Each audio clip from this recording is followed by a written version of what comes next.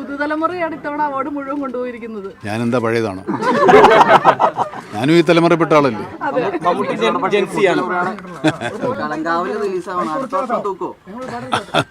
തൂക്കാൻ ഇതെന്താ വല്ലോ കട്ടിയാണ്. വൈവിധ്യമാർന്ന വേഷങ്ങൾ ചെയ്തിട്ടുള്ള ഒരാളാണ്. ഈ ഭ്രമയുഗത്തിലേക്ക് വന്നപ്പോൾ ഇതിൽ വ്യത്യസ്തത എന്തായിരുന്നു? അത് കഥാപാത്രവും കഥയും ഒക്കെ വ്യത്യസ്തമാണ്. അതുകൊണ്ടാണ് ഇതൊരു മത്സരമൊന്നും പറയാൻ പറ്റില്ല അല്ലേ. നമ്മൾ ഓട്ട മത്സരമൊന്നും അല്ലല്ലോ.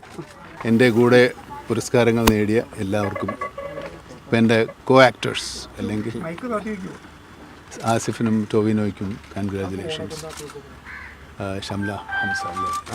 ഷംല ഹംസയ്ക്ക്, പിന്നെ നമ്മുടെ സിദ്ധാർത്ഥ് ഭരതൻ,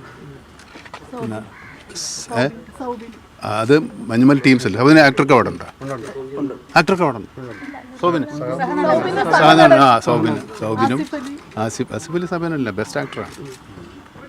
സൗബിനും എല്ലാവർക്കും, നമ്മുടെ പടത്തിന് റോണക്സിനുണ്ട്, മ്യൂസിക് ഡയറക്ടറുണ്ട്. അങ്ങനെ എല്ലാവർക്കും അഭിനന്ദനങ്ങൾ. അമൽ നീരദ് ടീമിന് അഭിനന്ദനങ്ങൾ, മഞ്ഞുമൽ ബോയ്സ് ടീമിന് അഭിനന്ദനങ്ങൾ. എല്ലാവർക്കും അവാർഡ് കിട്ടിയവർക്ക് എല്ലാവർക്കും അഭിനന്ദനങ്ങൾ. കിട്ടാത്തവർ അടുത്ത പ്രാവശ്യം കിട്ടും. ഓക്കെ.